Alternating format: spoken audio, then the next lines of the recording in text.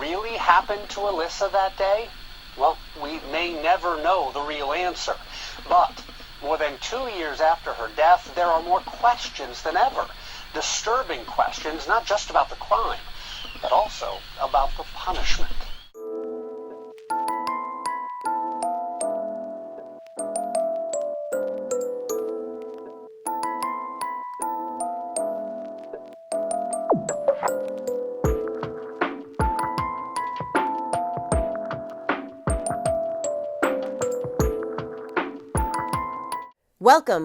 Welcome back, and thanks for being here. I'm Cassie, and this is A Wicked World. The story I have for you today is about a little girl who went to live with a relative temporarily while her mother got her life together. But just months into this arrangement, the 15-month-old would end up dead. This is the story of Alissa Guernsey.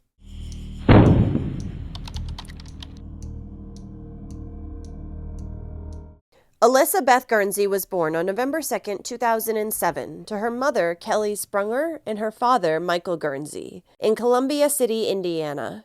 Her mother called Alissa her bitty bitty pretty, and the two even shared a birthday. She was also sometimes affectionately called Baby Dragonfly. Alissa was a sweet and playful little girl who loved to snuggle, and she was adored by her two older siblings, Lily and Noah. Shortly after Alissa's first birthday, sadly, her father, 39-year-old Michael, would pass away following a fatal car accident that happened on I-69 South in DeKalb County. The loss of her partner and the father of her child would send Alissa's mother, Kelly, into a downward spiral. Not only was she grieving Michael's death, but now she was a single mother to 3 children. Prior to Alissa's birth, Kelly had struggled with addiction and depression. She had even been incarcerated at one point and lost custody of Alissa's older siblings. But she had worked very hard to get them back and had come a long way since. However, following Michael's death, Kelly began to fall into her old habits again. And soon, Child Protective Services was in her life, trying to remove Alissa and her siblings from the mother's custody. Not wanting to have her children placed into a foster home, Kelly was able to come to an agreement with Child Services to have them instead placed with her cousin, Christy Schaefer, and Christy's husband, Matthew. Christy had offered to take care of the children until Kelly could get back on her feet. And this wasn't the first time that she had taken them. She had previously taken them when Kelly had gone to jail. Plus, Christy had children of her own, so this arrangement seemed to work well for everyone. As such, on December 9th, 2008, Alissa and her siblings were placed with Christy and Matt in their home located at 315 West Pine Street in Topeka, Indiana. The couple already had 4 children of their own, so at this point, they were taking on the responsibility of having 7 children. Additionally, Alissa's older sister, Lily, was a double amputee, so she required extra care. The number of children in the home wasn't the only thing that made this situation less than ideal. There was also the fact that both Christy and Matt were unemployed. Matt had been relying on a small amount of $360 a week from his unemployment benefits, as well as the little money that he received for child support for one of his children. So needless to say, money was pretty tight in the large household. Now, Kelly's mother, Beth, had informed her daughter and Child Services that she was more than willing to take Alissa and her siblings into her home. But for whatever reason, it was decided that Christy's home would be best for them. At first, it was believed that Alissa and her siblings would only be living with Christy for a short period of time. However, the children's mother, Kelly, was not making all the efforts that she could to get clean, and she would refuse a drug test that was required of her by social services. This resulted in her getting a neglect charge against her. And the state then took legal custody of Kelly's children and placed them with Christy and Matt. With finances being tight, less than a month into the children staying with Christy and her family, on January 6, 2009, Christy would file a petition asking that Alissa's older sister Lily's Social Security payments of $637 a month be allocated to her now. A few days later, on January 12th, a social worker would check in on the children and confirm that they were doing well. But it was soon after that things began to break down completely inside the home. Now, Alissa had been a normal, happy, and healthy child before she was given to Christy. Shortly after she went to live with her, however, her hair started to fall out, and she began getting injuries all over her body. Alissa, who was once playful, was also a lot more withdrawn and anxious. Christy then began taking Alissa to the doctors quite frequently with various injuries. Injuries that she always had excuses for. These included bruises, patches of pulled out hair, cuts, scrapes, welts, and a black eye. During a visit to her doctor on January 27, 2009, Alissa received a suture for a small cut to her forehead that Christy claimed happened after she had fallen. Then, on February 9, 2009, Alissa and her siblings would miss a scheduled visit with their mother because Christy claimed that Alissa and Noah were sick. But this was the second visit in less than a month that the children had missed due to being ill. Additionally, when an agent from Child Services went out to the home the next day to check on them, he said that the kids seemed to be in perfect health. A few days later, Alissa was brought back to her pediatrician, Dr. Egley, yet again. During this visit, Christy complained that the little girl's hair was falling out and she was bruising easily. The doctor also noted that Alissa had a rash, scabs, and bruises all over her face.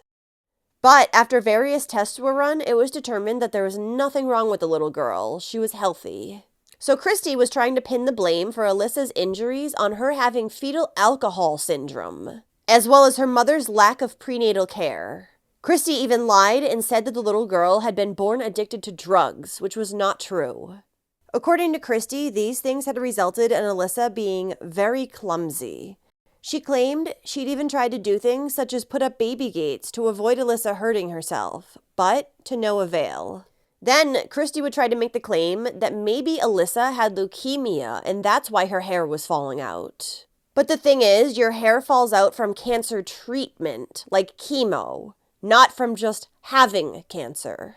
Regardless, the doctor apparently just listened to whatever Christy asked of him, because he would run some more tests on Alissa to see if she had leukemia. And Christy even decided to contact Child Services herself and let them know that she thought Alissa was struggling with having cancer, even though she had absolutely no diagnosis of that. A few weeks later, Alissa would be brought into the doctors yet again. This time, it was for unexplained bouts of vomiting and diarrhea. Now, Alissa's mother, Kelly, had been made aware of all these trips that her daughter had been taking to the doctors. As such, she began to get worried about Alissa. But anytime the mother wanted to see her daughter, Christy would have excuses, saying that she was sick or sleeping or that she was just cranky. Kelly could never see the little girl. Kelly wasn't the only one who Christy was avoiding. Christy was also avoiding Lily and Noah's biological father. He would normally have visits with his children, but in February he called social services and complained that Christy was keeping them from him. On the rare occasion that Alissa's mother and other family members would see her, they noticed that the once sweet and playful little girl was no longer the same. However, their concerns for her well-being were repeatedly not taken seriously by Child Services. Then, on March 3rd, Alissa would go to the doctor yet again, this time for an injury to her arm. At the same time, she had more bruising near her left eye and more hair loss. When Christy was asked by the doctor about these injuries, her excuse was that her husband Matt had brought home a new dog, a dog that was very hyper and had knocked Alissa over. The doctor believed these versions of events, and he would tell Child Services that he did not find the injuries to be suspicious. It wouldn't be until over a week had passed and an MRI was finally taken of Alissa's arm that it was discovered the toddler had a fracture. She was additionally examined around this time by another doctor, Dr. Fallon, in regards to her bruising.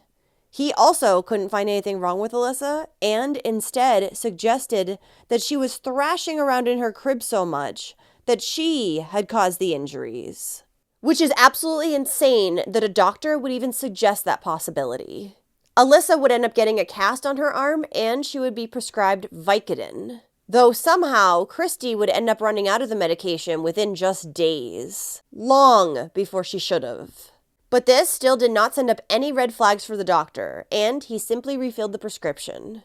Also, just days after Alissa had had the cast put on her arm, Christy claimed that it slipped off all on its own. Then on March 28th, shortly before 7 p.m., Christy would put Alissa and the other children in the car, telling them that they were going to rent a movie and get some Happy Meals from McDonald's. But during this car ride, Christy would suddenly become enraged with Alissa for some reason. This resulted in her punching Alissa in the face, pulling her hair, and then smacking her head repeatedly against the car seat. Alissa would end up falling unconscious and her head flopped forward. The entire time that Christy was attacking Alissa too, her younger sister Lily was in the seat right next to her, watching it all. When Lily asked Christy what was wrong with Alissa, Christy snapped at her and yelled, "Stop asking that." The little girl also later claimed to have heard snoring or grunting noises coming from her little sister. Following this brutal assault of the toddler, Christy continued doing her errands before returning home. When she arrived, she got the other kids inside and situated with their food, but left Alissa's lifeless body in her car seat. Then finally, she took Alissa inside, and it was only then that Christy claimed she realized something was seriously wrong with her. So at that point, Christy decided to call her brother Nate, who worked as an EMT. When Nate arrived at the home a little while later, he found that 15-month-old Alissa was cold to the touch. And she had no heartbeat, so he immediately contacted 911. The little girl was rushed to the hospital, where doctors desperately tried to save her life. But it would be too late for little Alissa, and she would be pronounced dead on March 28, 2009 at 9:54 p.m. The toddler's face was swollen with bruises, matching several on her body, and her head was bleeding internally from the trauma. Investigators additionally discovered 2 cuts in her mouth that were about a week old, and a fresh injury to her lip. An autopsy determined that Alissa's cause of death was blunt force trauma, and it was ruled as a homicide.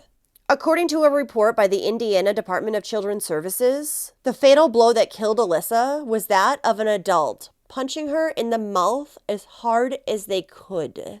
The autopsy additionally found that the only medication that was in the little girl's bloodstream was Narcan, as it had been administered by first responders as a precaution. This meant that the Vicodin that Alissa had been prescribed for her broken arm had not been given to her. Now, regardless of all these findings, Alissa's caretaker, Christy, was never charged with murder.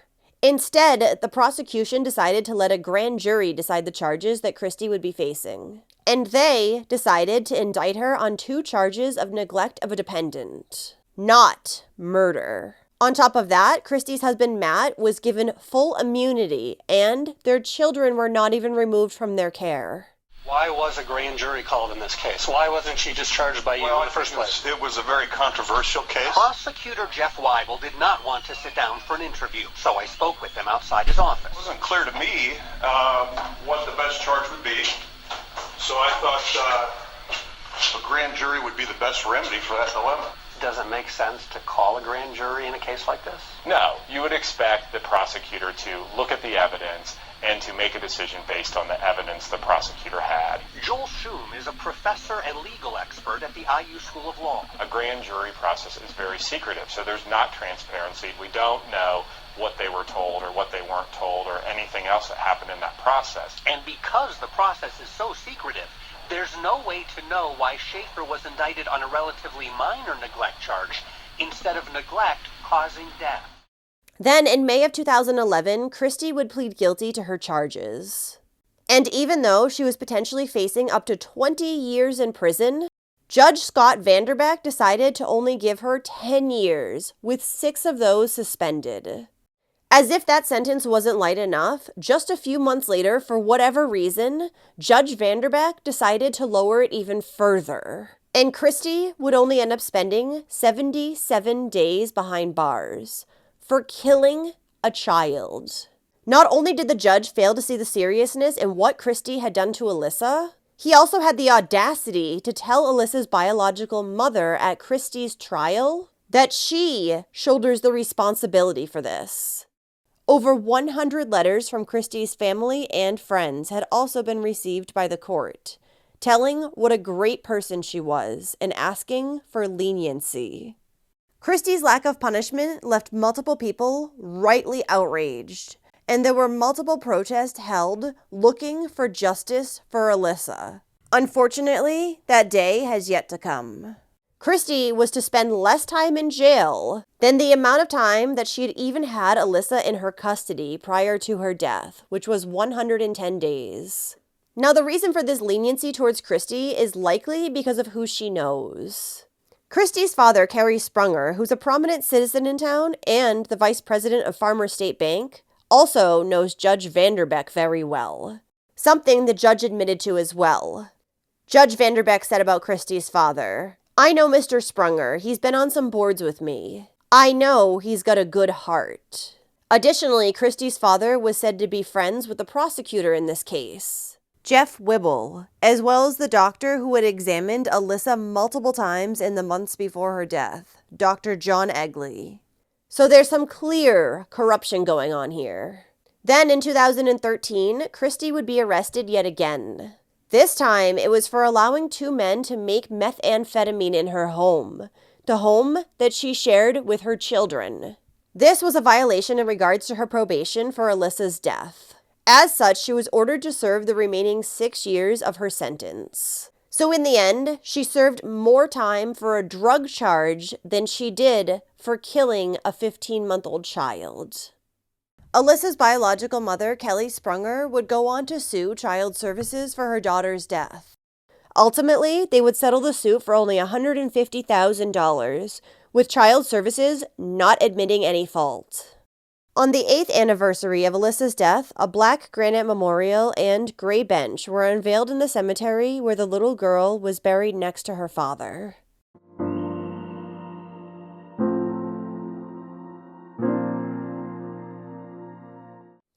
Thank you for listening to Alissa's story today. Only 77 days in jail for killing a child. Absolutely unreal. This reminds me of the Emerson Whitby case that I covered on this channel a while back. His mother murdered him, but she ended up getting away with it because of a personal relationship that she had with the judge. It's just disgusting how corrupt the legal system can be, especially when it comes to these poor innocent children. So, if you like true crime and you want to hear it from me, then don't forget to hit that subscribe button below. And turn on your notifications too, so you'll know when I upload a new video, which is at least 3 times every single week. Thanks for watching A Wicked World today. Until next time, take care guys. Bye.